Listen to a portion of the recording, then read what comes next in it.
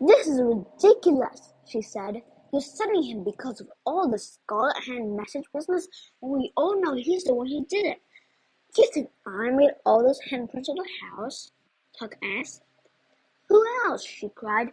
"You're the so-called trickster king. You were pretty mad when Granny sent you to get the widow. You decided to get your revenge by scaring us. Why not add a little terror to your bag of pranks?" "I think the glue and buttermilk is seeping out of your hair and into your itty-bitty brain," the boy snapped. "I believe him," Daphne declared. "He always admits when he does stuff.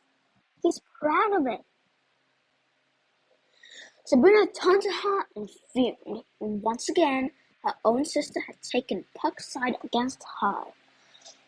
"Well, I'm pretty proud of my right hook," Sabrina shouted, returning her attention to Puck.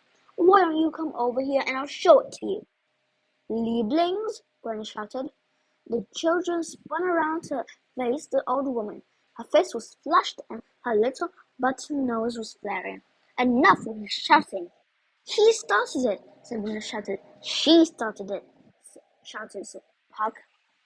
"Puck is going to school with you," Granny Rhoda said firmly. End of discussion.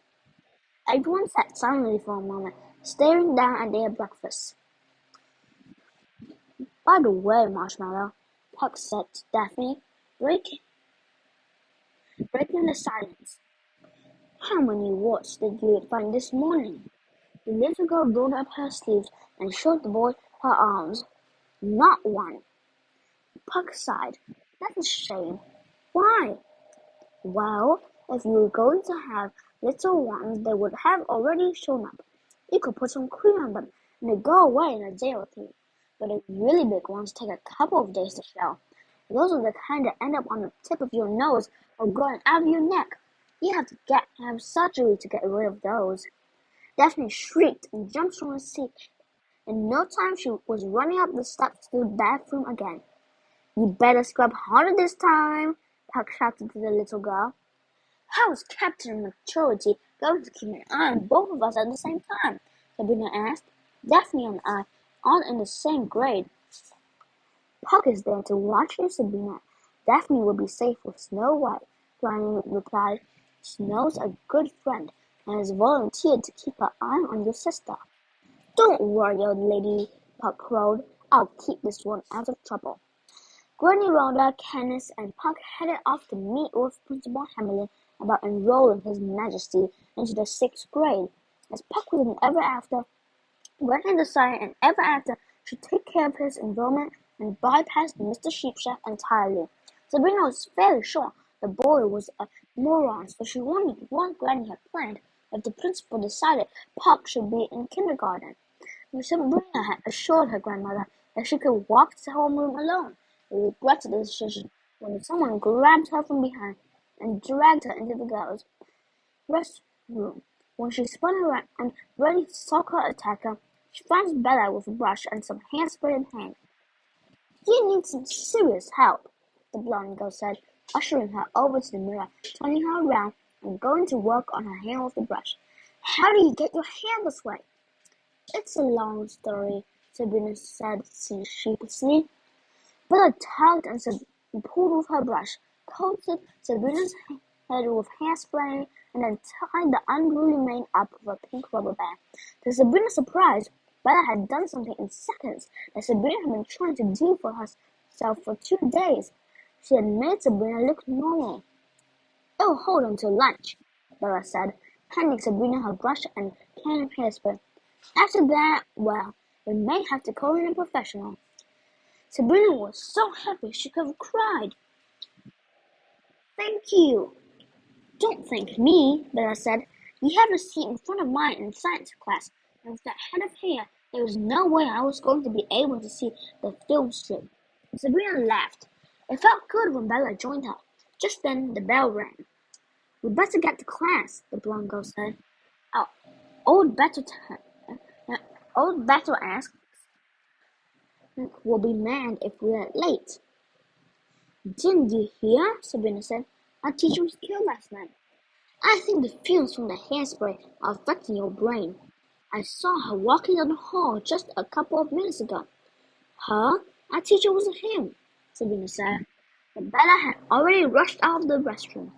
Sabrina walked down the hallway and prepared herself for the sadness and confusion the other students would be feeling when they discovered Mr. Gupner was dead. She assumed there would be a ceremony to honor their murdered teacher. The school had probably brought in some grief counselors to console them and answer questions. Everyone would make a giant condolence card and sign it for Mr. Gupner's wife and family. But when she stepped into the classroom, there were no tears running down faces, there were no confused, broken-hearted kids, there was not a single sad face. In fact, the kids acted as if nothing had happened at all. Like the day before, they were sleepy and bored. Sabrina was shocked. Sure, Mr. Gretner had been a bitter pill to swallow. But he was still a human being, and he had died a horrible death. Didn't anyone care? Bewildered, Sabrina went to her seat, sat down, and scanned the room for anyone who might need someone to talk to. Across the room, Bella smiled and gave her the thumbs-up gesture. Has the world gone insane? Sabrina wondered to herself. A man died in this classroom less than 24 hours ago, and they're acting like it's just another day. A roly-poly woman lumbered into the room and set a handful of books down on Gretner's desk. She had flaming red hair done in a bouffant, and a makeup job that looked as if it had been applied with a paintball gun. Something about her seemed oddly familiar. Good morning, class, she said. Yesterday we were talking about transitive verbs. Let's pass your homework forward and see how you did at identifying them. Sabrina was dumbfounded. Homework? Grandma didn't assign any homework, Sabrina said to the sleepy girl next to her. Who's Grandma? The girl asked, taking out her assignment and handing it up the aisle. The teacher glanced around the room, absorbing the faces of her students. When she spotted Sabrina, her smile suddenly dissolved and was replaced with a bitter scowl. It was then that Sabrina recognized her. Sabrina had seen her when she and Daphne had snuck into the Fairyport annual ball. The Queen of Hearts.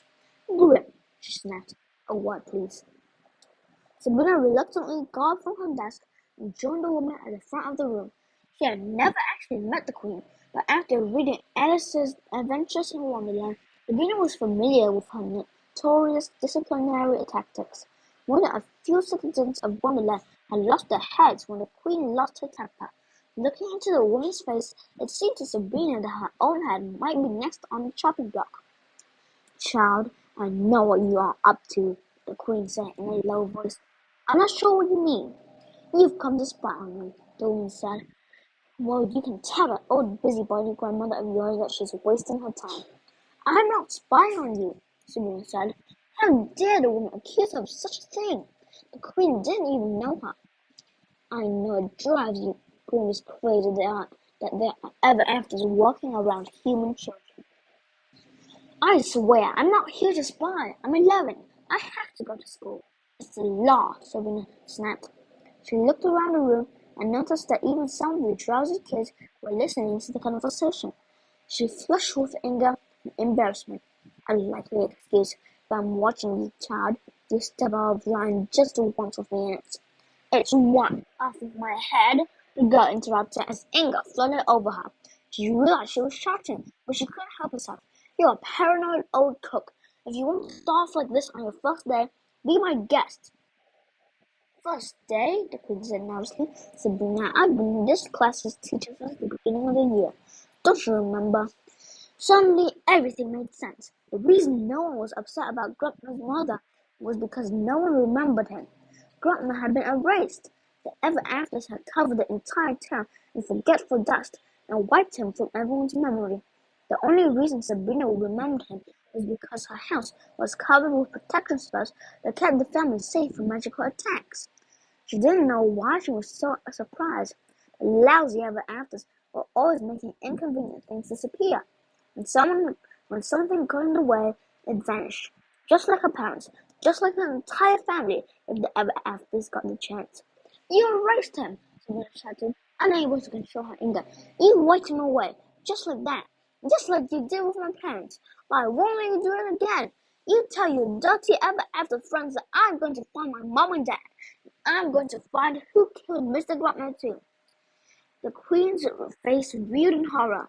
Sabrina had betrayed an unspoken rule of Fairyport Landing: never reveal the truth. She looked up at the nasty teacher's face, hoping the queen could see that she was tired of secrets. Daphne was right. Mr. Gardner's murder needed to be solved, if only to show the ever-afters that they couldn't get away with their tricks anymore. Suddenly, Wendell, the boy who had been late for school the day before, rushed into the room. He looked confused for a moment as he spotted the queen, then he recovered and hurried down the aisle to his seat, an odd chalky dust trailing behind him. He sat down awkwardly and hid his face in his textbook. Sabrina's eyes watered and she sneezed loudly as the cloud of dust settled to the floor. "Cut it out, Grim," Toby cried from across the room. "You're spreading your cookies all over the place." Sabrina turned on the boy walking down the aisle and grabbed him by the shirt collar. Still full of rage, she shouted, "Shut your mouth, you little bug-eyed freak!" Toby stared into her face and just smiled. "Mrs. Hart, I'm sorry to interrupt," a voice said from the doorway. Sabrina spun around and saw Principal Hamlin. "I'd like to introduce you our new student." "Take your seat, Miss Grim," the queen said between her teeth. The angry girl marched back to her desk. "Mrs. Hart, class, this is Robin Goodfellow," the principal said as Puck marched into the room, waving and bowing as if he were a movie star. "Ta-da!" Puck said. "Please don't make a fuss. Robin is here all the way from Akron, Ohio, and he will be staying with Sabrina Grimm's family," Hamlin announced.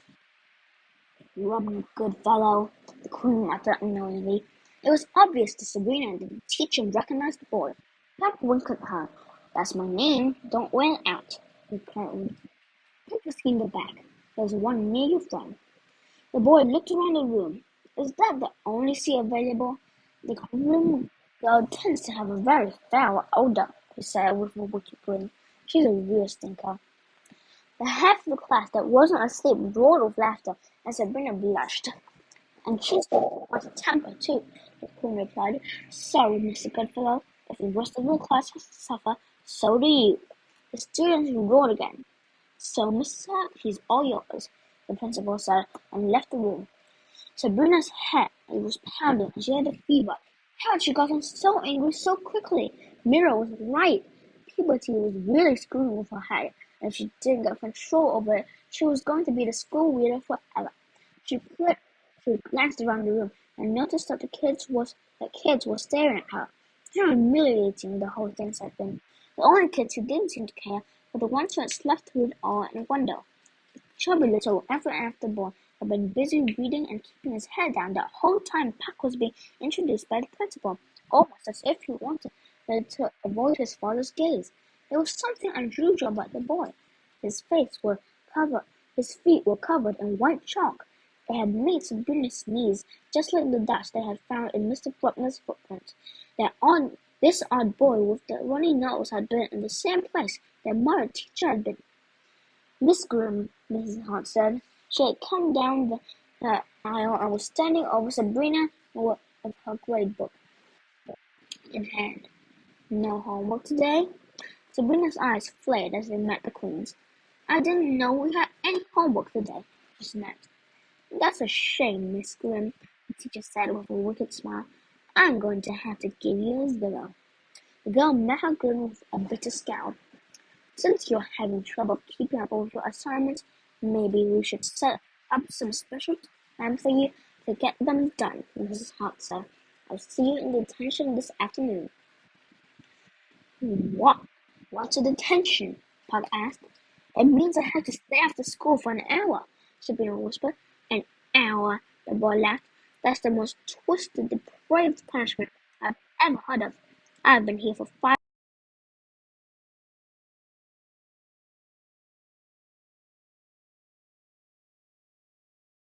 end of this video.